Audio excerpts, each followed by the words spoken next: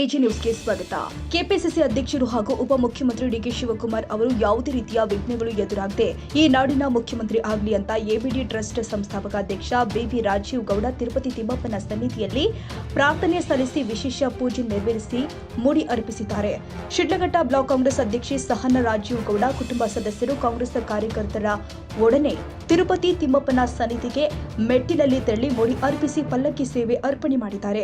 DK Shivakumar ಮುಖ್ಯಮಂತ್ರಿಯಾದರೆ ಮುಡಿ ಅರ್ಪಿಸುವುದಾಗಿ ತಿರುಪತಿ ತಿಮ್ಮಪ್ಪನ ಸನ್ನಿಧಿಯಲ್ಲಿ ಹರಕೆ ಹೊತ್ತು ಅದರಂತೆ ರಾಜೀವ್ ಗೌಡ ಹಾಗೂ ಕುಟುಂಬದವರು ಮತ್ತು ತಮ್ಮ ಬೆಂಬಲಿಗರೊಂದಿಗೆ ಗುರುವಾರ ತಿರುಪತಿಗೆ ಮೆಟ್ಟಿಲು ಮೂಲಕ ಹತ್ತಿ ಅಲ್ಲಿ ಮುಡಿ ಕೊಟ್ಟು ನಂತರ ವಿಶೇಷ ಪೂಜೆ ಸಲ್ಲಿಸಿದ್ದಾರೆ. ಎಬಿಡಿ ಸಂಸ್ಥೆಯ ಸಂಸ್ಥಾಪಕ ಅಧ್ಯಕ್ಷ ರಾಜೀವ್ ಗೌಡ ಮಾತನಾಡಿ, ನನ್ನ ರಾಜಕೀಯ ಗುರು ಡಿಕೆ ಶಿವಕುಮಾರ್ ರಾಜ್ಯದ ಮುಖ್ಯಮಂತ್ರಿಯಾಗಿ ಅಧಿಕಾರ ಸ್ವೀಕರಿಸುವ ಕ್ಷಣಗಳನ್ನು ಕಣ್ತುಂಬಿಸಿಕೊಳ್ಳಲು ಈ ನಾಡಿನ ಕೋಟ್ಯಾಂತರ ಯುವಕರು, ರಾಜಕಾರಣಿಗಳು, ಸಮುದಾಯದವರು ಹಾಗೂ ಅವರ ಬೆಂಬಲಿಗರ ಕನಸಾಗಿತ್ತು. ಅದು ನನಸಾಗಲಿದೆ. ಕರ್ನಾಟಕ ರಾಜ್ಯ ಇಡೀ ದೇಶದಲ್ಲಿ ಮಾದರಿಯಾಗಿ ಅಭಿವೃದ್ಧಿ ಹೊಂದಲಿದೆ ಎಂದು ವಿಶ್ವಾಸ ವ್ಯಕ್ತಪಡಿಸಿದರು. ಡಬಲ್ ಶೂಟರ್, ಕನಕಪುರದ ಬಂಡೆ, ಸಂಘಟನಾ ಚತುರ, ರಾಜಕೀಯ ಚಾಣಕ್ಯ, ಕಾಂಗ್ರೆಸ್ ಪಕ್ಷದ ಸಂಕಷ್ಟದಲ್ಲಿ ನಿಷ್ಠೆಯಿಂದ ಪಕ್ಷ ಸಂಘಟನೆ ಮಾಡಿ ಪ್ರಸ್ತುತ ಕೆಪಿಸಿಸಿ ಅಧ್ಯಕ್ಷರು ಹಾಗೂ ಉಪಮುಖ್ಯಮಂತ್ರಿ ಸ್ಥಾನವನ್ನ ಅಲಂಕರಿಸುವ ಡಿಕೆ ಶಿವಕುಮಾರ್ ಅವರು ಈ ರಾಜ್ಯದ ಮುಖ್ಯಮಂತ್ರಿ ಆಗಿ ಶಿಡ್ಲಘಟ್ಟ ವಿಧಾನಸಭಾ ಕ್ಷೇತ್ರದ ಅಭಿವೃದ್ಧಿಗೆ ವಿಶೇಷ ಅನುದಾನವನ್ನ ನೀಡಲಿ. ಆ ಮೂಲಕ ಕ್ಷೇತ್ರವೂ ಕೂಡ ಮಾದರಿಯಾಗಿ ಅಭಿವೃದ್ಧಿಯಾಗಲಿ ಎಂಬುದು ನನ್ನ ಆಶಯ. ಅದಕ್ಕಾಗಿ ವಿಶೇಷ ಪ್ರಾರ್ಥನೆ ಸಹ ಸಲ್ಲಿಸಿದ್ದೀನಿ ಎಂದಿದ್ದಾರೆ. ನಾಡಪ್ರಭು ಕೆಂಪೇಗೌಡರು ಬೆಂಗಳೂರು ನಗರ ಸೇರಿ ಕರ್ನಾಟಕ ನಾಡನ್ನ ಅಭಿವೃದ್ಧಿಗೊಳಿಸುವ ನಿಟ್ಟಿನಲ್ಲಿ ಕೆಲಸ ಮಾಡಿದ್ದಾರೆ.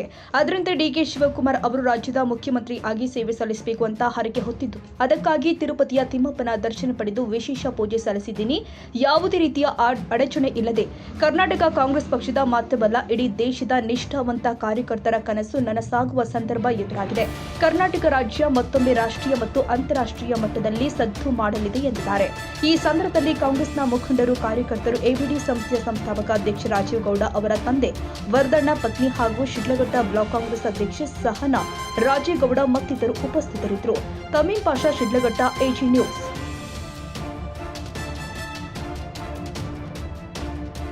ಕನ್ನಡಿಗರ ಮೆಚ್ಚಿನ ನಿಮ್ಮ ಎಜೆ 24/7 ನ್ಯೂಸ್ ಕನ್ನಡ ವಾಹಿನಿ ಇದೀಗ ಟಿವಿಯಲ್ಲಿ ಲಭ್ಯ. ವೇಳೆ ನೋಟಿಸ್ ಕೊಟ್ಟಿದ್ರೆ ವಾಪಸ್ ತಗೋತೀವಿ. ಇವತ್ತು ವಕ್ಫ್ ಪ್ರಾಪರ್ಟಿ ಅಂತೇಳಿ ಬರ್ತದೆ ಅಂತ ಹೇಳಿದ್ರೆ ರೈತರು ಬೀದಿಗೆ ಬಂದು ಏನ್ ಮಾಡ್ಬೇಕಾಗತ್ತೆ? ಯಾರು ವೋಟ್ ಹಾಕಲಿಲ್ಲ ಅಂದ್ರೆ ಗ್ಯಾರಂಟಿನೆಲ್ಲ ಸ್ಟಾಪ್ ಮಾಡ್ಬಿಡ್ತೀವಿ.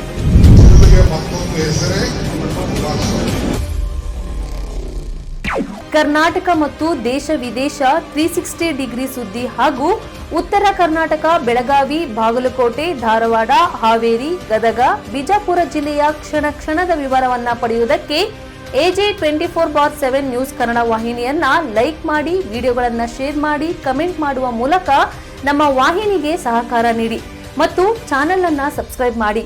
ಧನ್ಯವಾದಗಳು.